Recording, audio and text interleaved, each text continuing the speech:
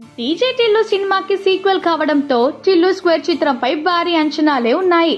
Crime కామెడీగా తెరకెక్కిన ఈ చిత్రంలో సిద్ధు జొన్నలగడ్డకి జంటగా అనుపమ పరమేశ్వరన్ యాక్ట్ చేస్తుంది. మార్చి 29న ఈ సినిమా థియేటర్లలో విడుదల కాబోతుంది.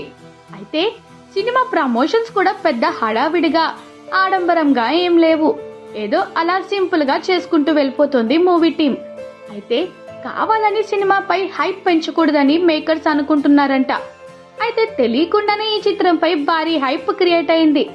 దీనికి ప్రధాన కారణం heroine Anupama Parameswaran. DJ Tillu cinema చూసినప్పుడు యూత్ కి బాగా కనెక్ట్ అయిన క్యారెక్టర్ టిల్లు. ఎందుకంటే ఆ డైలాగ్ డెలివరీ, ఎక్స్ప్రెషన్స్, అమాయకత్వం, కామెడీ ఇలా అన్ని బాగా నచ్చేశాయి. అయితే రాధిక పాత్ర చేసిన నేహా శెట్టి అందం కూడా కుర్రాళ్లను బాగానే అట్రాక్ట్ చేసింది.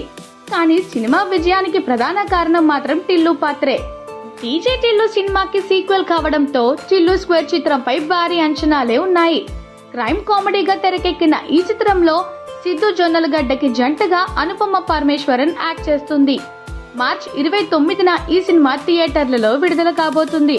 అయితే సినిమా ప్రమోషన్స్ కూడా పెద్ద హడావిడిగా ఆడంబరంగా ఏం లేవు. ఏదో అలా సింపుల్ గా చేసుకుంటూ వెళ్ళిపోతుంది మూవీ టీం.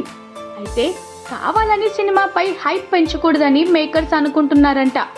అయితే తెలియకుండానే ఈ చిత్రంపై భారీ హైప్ క్రియేట్ అయింది. దీనికి ప్రధాన కారణం heroine Anupama Parameswaran. DJ Tillu cinema చూసినప్పుడు యూత్ కి బాగా కనెక్ట్ అయిన క్యారెక్టర్ టిల్లు. ఎందుకంటే ఆ డైలాగ్ డెలివరీ, ఎక్స్ప్రెషన్స్, అమాయకత్వం, కామెడీ ఇలా అన్ని బాగా నచ్చేశాయి. అయితే రాధిక పాత్ర చేసిన నేహా శెట్టి అందం కూడా కుర్రాళ్లను బాగానే అట్రాక్ట్ చేసింది. కానీ సినిమా విజయానికి ప్రధాన కారణం మాత్రం టిల్లు పాత్రే.